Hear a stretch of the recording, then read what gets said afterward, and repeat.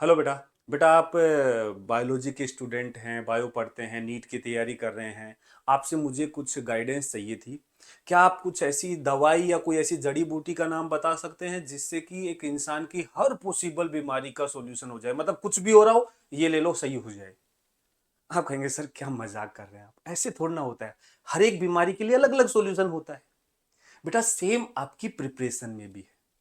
जब आप नीट की तैयारी कर रहे हैं और मैं स्पेसिफिकली फिजिक्स की बात कर रहा हूं, हो सकता है आज आपके 20 मार्क्स ही आ रहे हैं और हो सकता है आज आपके 120 मार्क्स आ रहे हैं।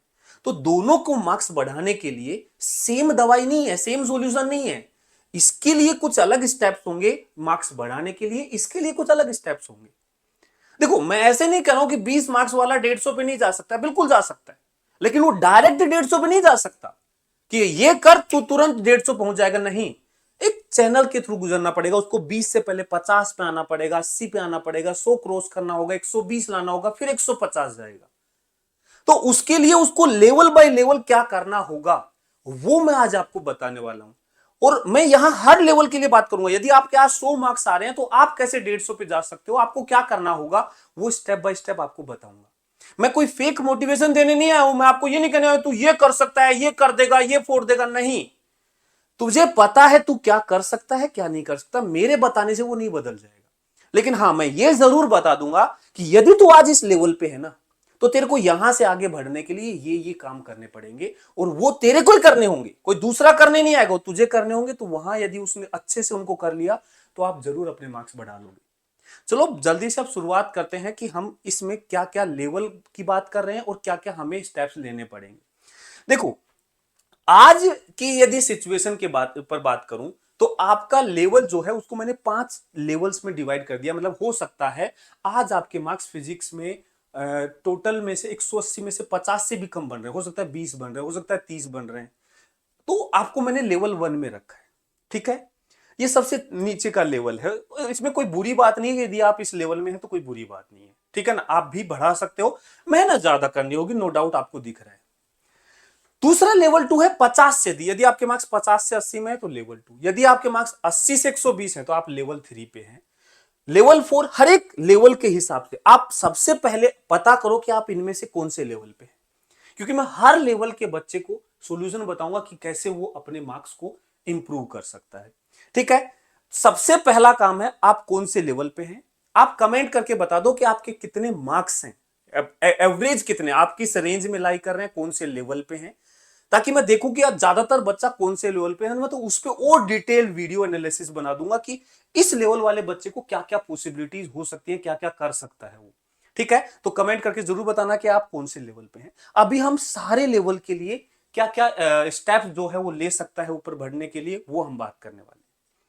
देखो सबसे पहले बात करते हैं एक्शन प्लान फॉर लेवल 1। मतलब यदि आपके मार्क्स अभी 50 से कम है तो आपको क्या करना चाहिए क्या नहीं करना चाहिए उसकी बात कर लेते हैं। देखो भाई सिंपल सी बात है, ये एक्सेप्ट करो, यदि आपके मार्क्स 50 से कम है ना, मतलब आपके बेसिक्स भी सही से क्लियर नहीं है। ईमानदारी की बात है। आपको formula based, direct formula based question दिया जाए ना, वो भी नहीं कर सकते। क्योंकि एक पेपर में मैं बात करूं तो टोटल 45 में से 20 प्लस क्वेश्चंस तो ऐसे होते हैं जो डायरेक्ट कहीं ना कहीं फॉर्मूला बेस्ड क्वेश्चन, 20 क्वेश्चंस तो होते ही होते हैं जो इजी, बहुत इजी क्वेश्चंस होते हैं जो आराम से आप क्लास नोट्स पढ़ के कर सकते हो, वो भी नहीं कर पा रहे। और ऐसे बहुत से बच्चे जो नहीं कर पा रहे, तो उनको अभी क्या करना चाहिए, सबसे जरूरी है क्लास नोट्स पे फोकस करो भाई। क्लास नोट्स पे फोकस होना चाहिए, ठीक है। क्लास नोट्स पे आपका फोकस होना चाहिए। अच्छा, क्लास नोट्स के जितने भी क्वेश्चन हैं, क्लास नोट्स के जितने भी क्वेश्चन हैं, एटलीस्ट 3 टाइम्स उनको सोल्व करो। जब तक आप इस लेवल से बाहर ना आ जाओ तब तक आपको यही प्लान फॉलो करना है। आपको क्लास नोट्स के क्वेश्चंस को 3 बार कम से कम सोल्व करना है। बार बार करो उन्हीं को, बिना देखे सोल्व करो। नए नए क्वेश्चंस में मत भागो।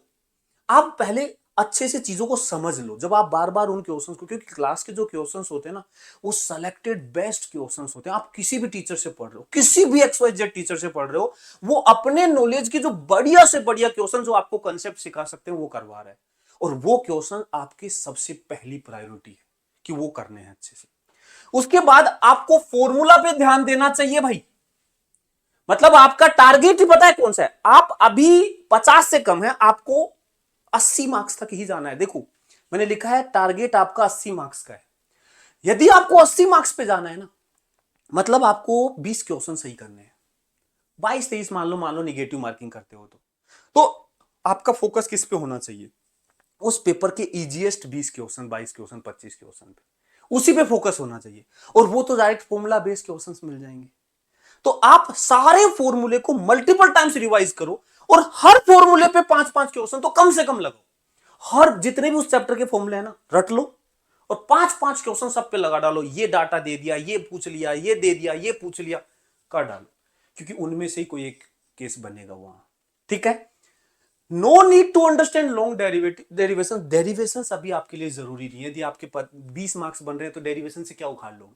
सीधा फॉर्मूला से काम चल जाएगा। क्लास में जो सिखाया है, फॉर्मूला याद किया, फॉर्मूला पे प्रैक्टिस किया, काम बन जाएगा। बहुत फालतू की चीजों में मत भागो, नए नए क्वेश्चंस पे मत भागो कि मैं ये कर लूं वो कर लूं। नहीं भाई, जो लिमिटेड क्वेश्चंस तुम्हारे सामने है ना, उन्हीं को बार बार कर लेना। उनको तब तक करता जा जब तक खुद से ना सोचने लग जाए। ठीक है? 80 मार्क्स का टारगेट लेना है, मतलब आपको पेपर में ज्यादा से ज्यादा 25 क्वेश्चन अटेम्प्ट करने हैं। और 25 क्वेश्चन अटेम्प्ट करने हैं और 1 घंटे का टाइम आप फिजिक्स में दे रहे हैं, तो उसके लिए आपको कितना टाइम मिलेगा? हर क्वेश्चन के लिए 2 से 3 मिनट का टाइम मिलेगा। बहुत सफिशिएंट टाइम है 2-3 मिनट का। आराम से फॉर्मूला लगाओ, सोल्व करो, आगे बढ़ो। ठीक है? पेपर के दौरान सारे क्वेश्चन सोल्व करने की सोचना भी मत। आपका टारगेट होना चाहिए कि 30 क्वेश्चन सेलेक्ट कर लो, जिसमें से 25 ही करके आ जाओ आप पहले अभी। ठीक है? 25 करके आ जाओ, आप 70-80 मार्क्स पर पहुंच जाओगे। ठीक है ना? ये होना चाहिए लेवल 1 के बच्चों के लिए। अब चलते हैं लेवल 2 के बच्चों के लिए। लेवल 2 का जो बच्चा है ना, वो 50 से 80 मार्क्स वाला है और वो अब मार्क्स बढ़ाना चाहता है, तो उसका जो टारगेट होना चाहिए ना, वो लगभग 120 के आसपास होना चाहिए। 100-120 के आसपास। एकदम से ज्यादा मत सोचो कि अभी मेरे 60 आ रहे हैं, अगले टेस्ट में 150 लाऊंगा। ना भाई, अगले टेस्ट में 100 लाऊंगा, 110 लाऊंगा, 120 लाऊंगा। लगभग 120 का टारगेट रखो। अब आपको उसके लिए क्या करना है? देखो, 50 से 80 मार्क्स आने का मतलब है कि आपके बेसिक कंसेप्ट तो क्लियर है। बेसिक फॉर्मूला, आप कोई फॉर्मूला आपको दे दे तो आप उसको लगा के आंसर निकाल लेते हो। तो अब आपको थोड़ा सा प्रैक्टिस बढ़ानी पड़ेगी और प्रैक्टिस में आपको डीपीपी के क्वेश्चंस, पीवाईक्यूज ये लगाने चाहिए। सिंगल कॉन्सेप्ट, मतलब बहुत ज्यादा टफ क्वेश्चंस के पीछे मत भागो। सिंगल कॉन्सेप्ट क्वेश्चंस लगाना स्टार्ट कर दो। क्वेश्चंस ज्यादा करो लेकिन आसान वाले।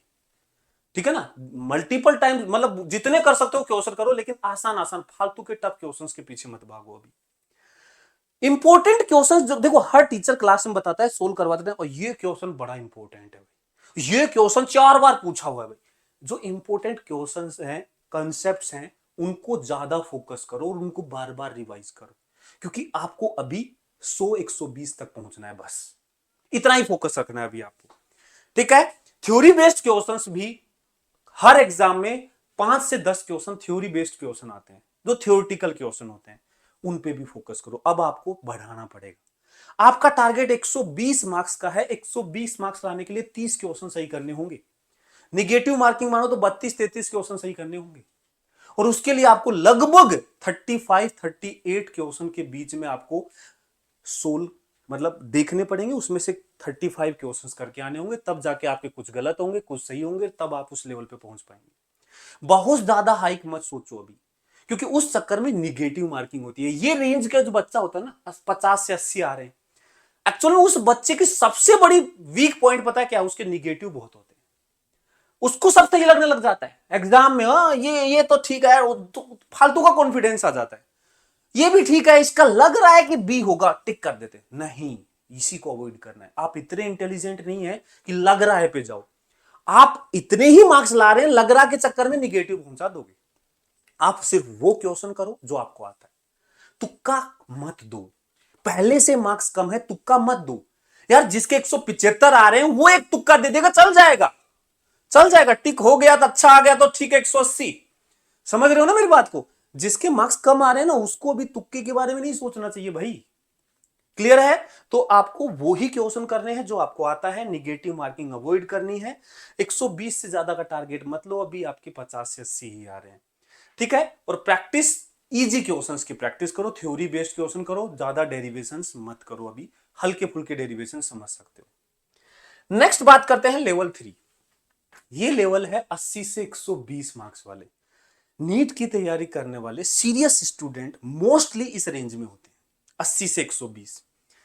अब इस रेंज की में से निकलना बहुत मुश्किल है, सीरियस बता रहा हूं। एक्चुअल में वो ऐसे बच्चे भी नहीं है उनको कि कॉन्सेप्ट नहीं आते, आते हैं, आता सब है, बट मार्क्स नहीं आते।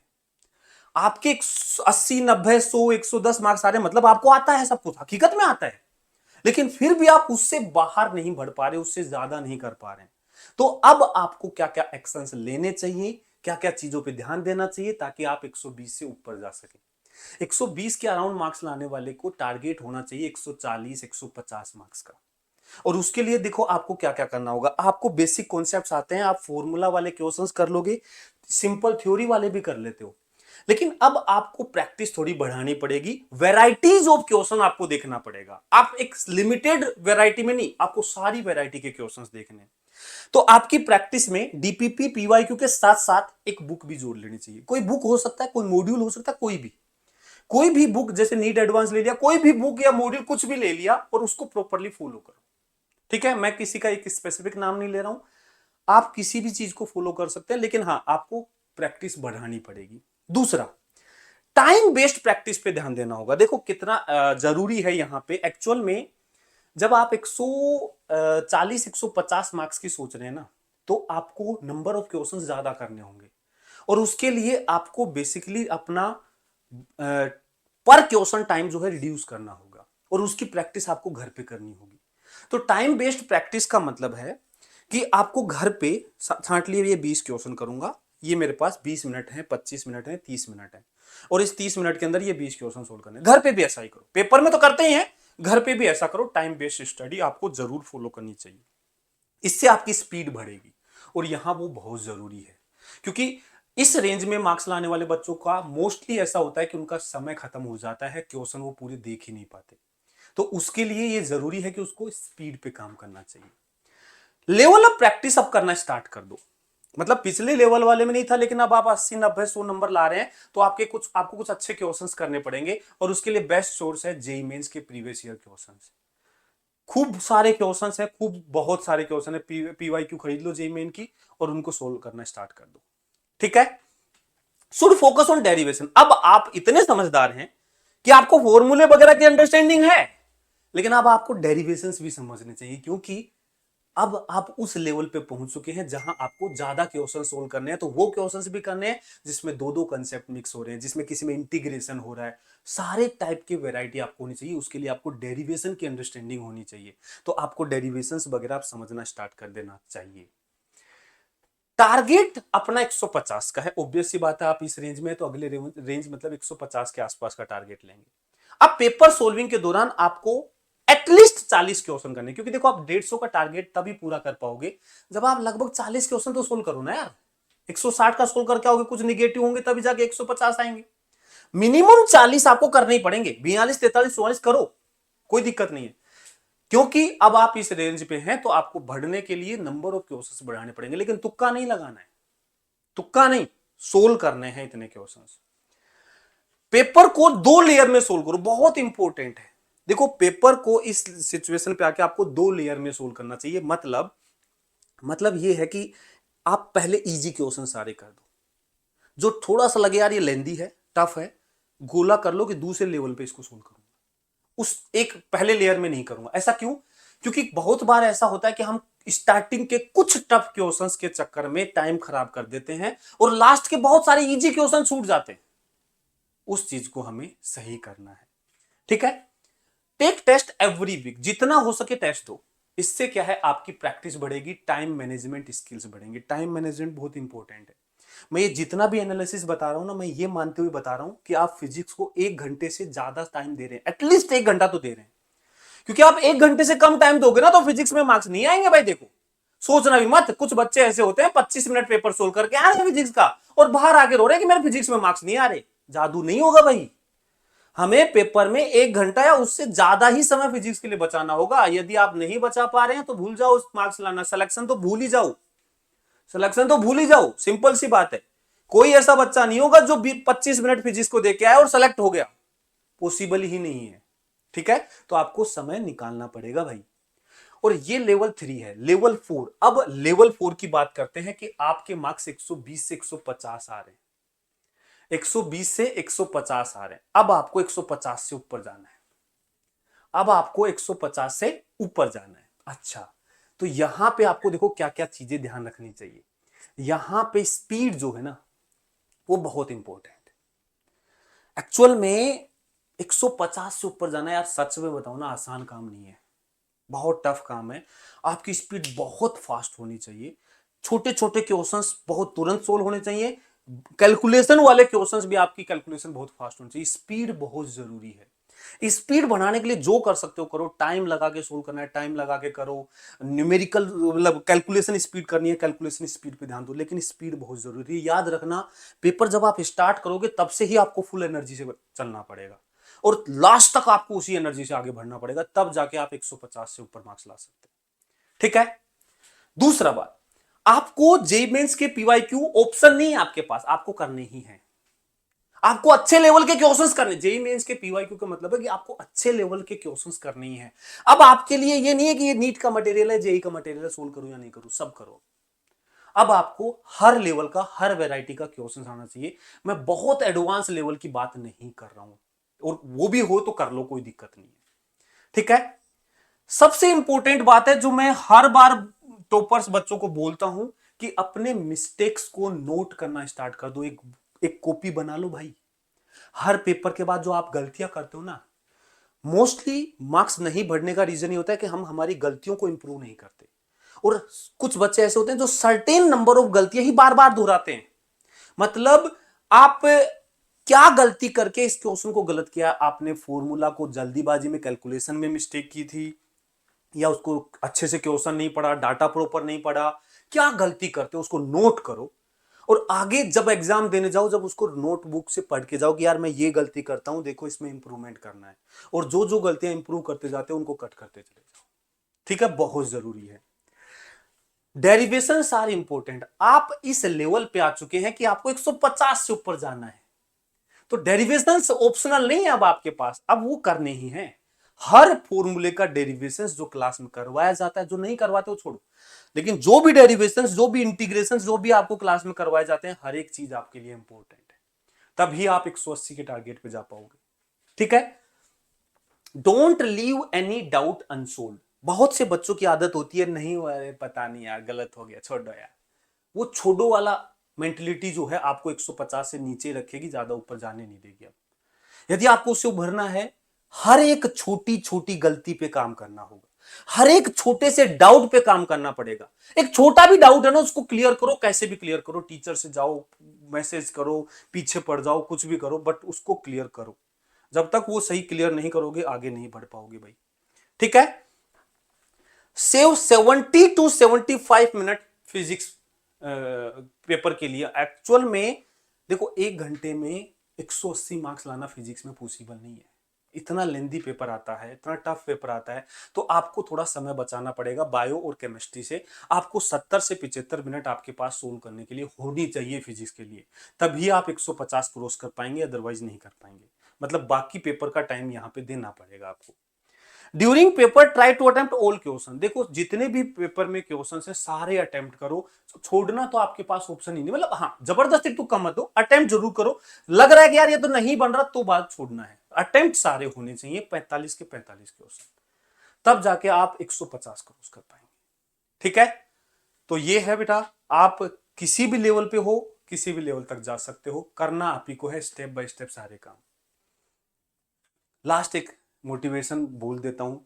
वैसे मोटिवेशन तो देना नहीं था, आपको जरूरत नहीं है, बाकी फिर भी मोटिवेशन क्या लगे, अच्छी सी लाइन लगी मेरे को। Push yourself because no one else is going to do it for you. भाई, आपकी गलतियों को आप ही को सोल्व करना है, अपनी चीजों में अपने आप को इंप्रूवमेंट करना है, कोई दूसरा नहीं आएगा करने के लिए। हम यहां से आपको गाइड कर सकते हैं, मैं बता सकता हूं कि तेरे को ये करना है, करना तेरे को ही है, क्योंकि जरूरत तेरी है। नीट में सिलेक्शन लेना तेरी जरूरत है, मेरी नहीं। ठीक है ना, वो तेरा सपना है, मेरा नहीं। करना तेरे को ही पड़ेगा, मैं तेरे को सिर्फ गाइड कर सकता हूं। वीडियो अच्छा लगा हो, आपको काम की बातें लगी हो, तो जरूर लाइक करना, अपने दोस्तों के साथ शेयर करना। और आप किस लेवल पे है जरूर कमेंट करके बताना, उसके स्पेसिफिक में और डिटेल में आपको चीजें बता दूंगा। ओके बेटा, thank you very much, bye bye, tata, love you.